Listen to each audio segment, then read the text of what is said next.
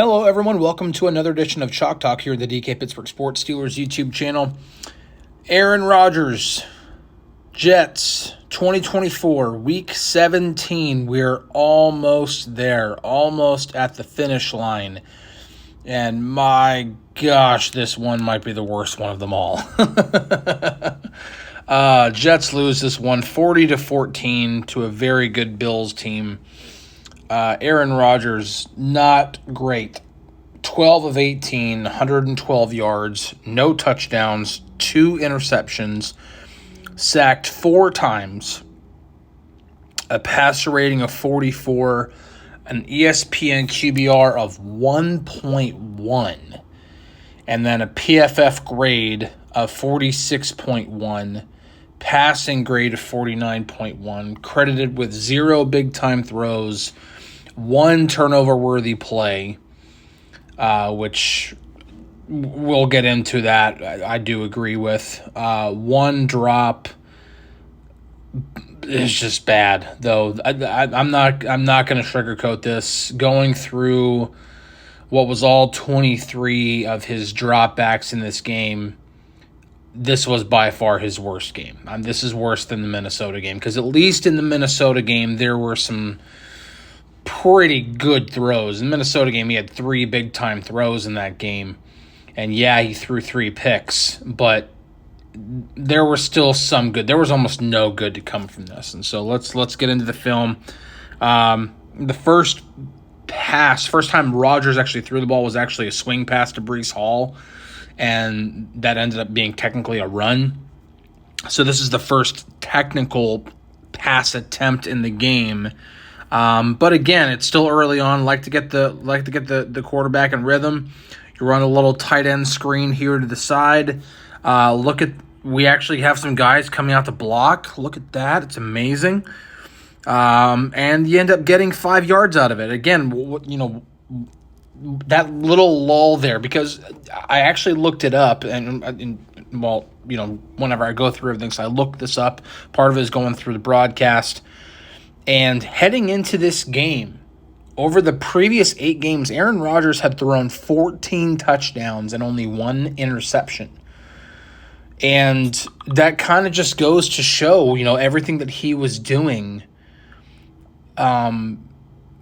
just like everything was getting better as the season was wearing on. There were some clunkers. The game against the Colts was a clunker, but at least in that one he had 2 touchdowns and no picks. But part of the problem that I think is that the Jets were just putting themselves in bad situations too often, and one of the things that they were doing was not doing enough of just little stuff like this to get things started. The first pass attempt of the game would be a go ball that wouldn't be completed. And so instead of doing that and putting yourself behind the chains or behind schedule, it's just simple stuff like this, man. You fake to one side, get to the other side, you actually get some guys who are able to come out and start blocking guys. You complete this little tight end screen, you get 5 yards. I mean, something simple, You don't have to, again, reinvent the wheel to get games started. Next play, we get a play action rollout, and this one hurts, and this is where it kind of shows. It kind of shows either where Rodgers was off, or the again just more of the Jets being just not on the same page. Here, you get this rollout, and you get the tight end coming from this side of the formation. He runs this crosser, and, I mean, it's open. Now, here, you can't really tell if Rodgers is pointing, like telling him, hey, break off of this and then start going upfield, or if this is, hey, just stay on course, but I'm letting you know that there's nobody behind you, and as soon as you catch, you're going to be able to then turn and go. Whatever it is, something. Tight end obviously sees Rodgers make a gesture and says, he even kind of quickly glances, and so then he begins to turn upfield. Now, he's already starting to turn upfield before Rodgers really starts his throwing motion, and he starts it, there, and he's already turning upfield. And so when Rodgers lets go of it, it ends up being at his feet. And so I'd like to think that Aaron Rodgers isn't this inaccurate.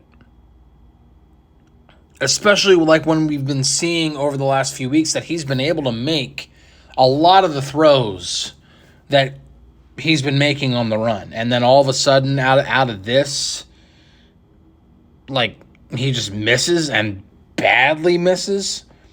So I don't know.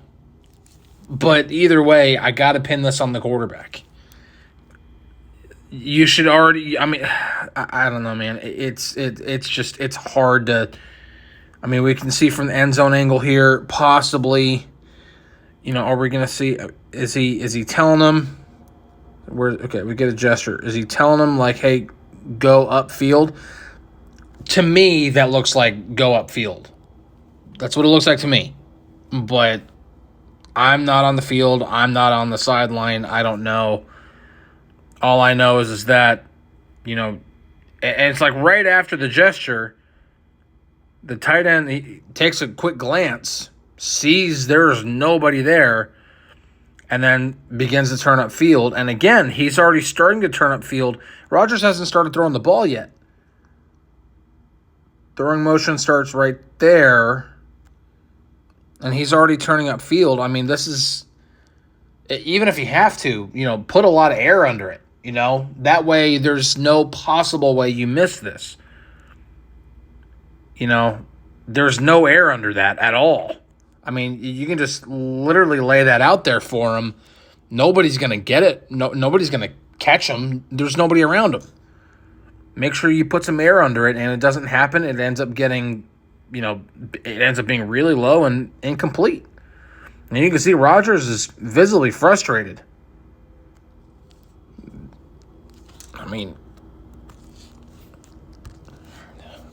It's bad. It's so bad. It just gets worse from here, guys. Next play. Let's see. We get another play action fake. This one's actually a good one. Same thing. We get like the typical 3 level when you do a rollout. You got your alert here. You got your crosser, and then you have a guy out here in the flat. If you can't get to the alert there, if the coverage doesn't let you, okay, then you're going to read whatever the curl flat defender here is doing. Again, I'm doing this with my fingers. Read the curl flat. If he's, down low, then you're going to throw it here. If he's playing this a little deeper, then you're going to throw that here. So you read this, and also the fact this really helps here whenever one Bills guy tries to pick Garrett Wilson, ends up picking his own player, and then Garrett Wilson runs free. It's easy completion, good throw.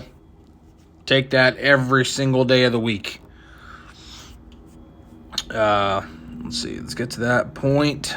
Yeah, I don't know what's going on here. If you're, again, even if you are trying to seek this kind of contact, this should be illegal contact. I don't care what's taught. I don't care about anything about football. Blah, blah, blah, blah. It's more than 5 yards downfield. You're seeking contact to knock a receiver off their route. It's illegal contact, period. But he ends up missing and he picks his own guy. It goes to the ground. Looks like he got shot by a sniper. And, it's just an easy completion. Take that every day of the week. One of the few mistakes the Bills made in this game. And that leads to first mistake. Now, this is Aaron Rodgers' first interception. Now, credited with just one turnover-worthy play. So, let's see. Is this Aaron Rodgers' fault? We're going quick game here. Getting the ball out really quick to Davante Adams out here in the flat. This should be made to order. It's not. Edge rusher gets back there, gets his hand on it, bats it up in the air, D-tackle, intercepts it, falls to the ground. Now, reason why Aaron Rodgers did not get get this like counted against him as a turnover-worthy play. And you can even see on the tape. Watch the other 4 offensive linemen along with the tight end, and then watch the tackle, the right tackle here. Just watch the difference whenever they go back to set. There's a big difference.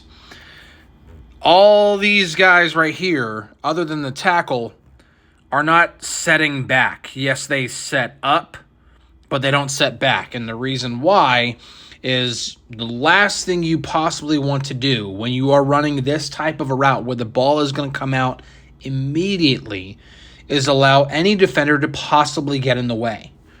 And so the last thing you want to do is set back so far so that the edge rusher can literally get into the lane, which is exactly what happens. This is not me guessing, folks. This is actually what's taught. And this is almost universal throughout the league. So if the Jets are actually teaching it this way, then this is on the New York Jets. This is not on Aaron Rodgers. This is universal. You're almost down blocking the guy. It's like almost like you're down blocking like it's a run block. You definitely don't set back like this as if you're expecting a 5-step or a 7-step drop, which is exactly how that tackle is dropping back. That doesn't happen. Because of that, edge rusher is able to get into the passing lane when the ball is literally caught and thrown. And the edge rush, and that's why you block it that way. You can afford to down block that way because even if you whiff, the edge rusher still won't get there in time, and there's zero chance that he sacks the quarterback because the ball's coming out regardless. So it's a bad play by the offensive line. Again, there's a noticeable difference right here. Not truly setting back. Kind of setting up also on the other side of the play. But notice how, Vera Tucker, the guard here, he's not setting back like it's a true pass set. Just get in the way. Not this, kick the leg back and you're backpedaling. And again, this is as if you're trying to protect for a 5 or 7-step drop. And that's obviously not what's happening here. That's why he's able to get a hand on it. It gets picked. That one's not on Rodgers. It's just not. Last game, I gave the Jets offensive line a ton of credit. They were very good in pass protection, the best I had seen all season, and then they regressed big time in this one. Now, I do know they lost Fashanu for the season in the last game. That hurts a lot, and it showed because left tackle here gets absolutely cooked. I don't know what in the heck he's thinking. Edge rusher's coming. He's slow to get there. And Rodgers gets hit. We're talking back foot hits there, and he can't even get to his first read. Like, he's just beginning to start the throwing motion right there on a quick game drop. And edge rusher's already there, taking him down, sack, in the end zone for a safety. Left tackle here, I have no idea what the heck he's thinking. There's no chance you should ever be looking at this guy first. No chance. You got to make sure you get this edge rusher, and at that point, let the center and the guard take care of the D tackles. The tackles need to make sure the edge rushers don't get back there. He doesn't. He gets really. This is words I can't use on YouTube. It's terrible. Terrible pass protection. Next play. Let's see. Get a drop right there. We're under pressure again. This time right tackle's losing. Rodgers steps up to avoid it. Moves to his right. Looks for Lazard right here.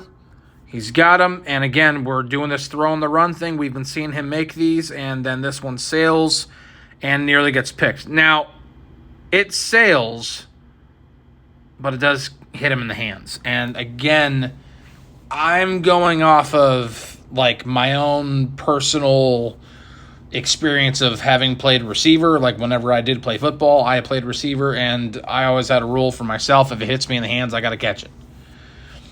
Quarterback needs to give me a better ball, sure. But if it hits me, especially in both hands, I got to catch it, even if I have to extend for it. Aaron Rodgers needs to get him a better ball. No question about that.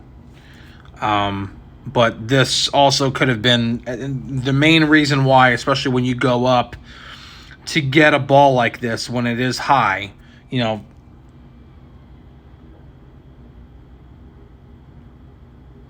is really high. It's really high.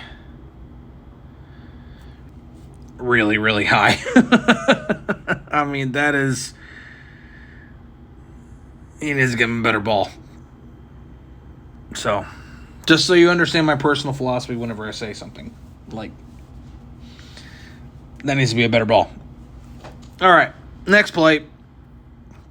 There aren't that many of these guys. This might be the shortest one of them all. We get a play action here. Let's see. Guard or center losing immediately. Tackle losing quickly.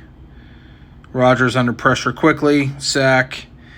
All 4 sacks. I don't have all 4 sacks in here, but I obviously watched all of them. These were all on the offensive line. This was a bad football game for the offensive line. Pretty pathetic, actually. Let's see. Get the guard pulling, like you're faking a power run.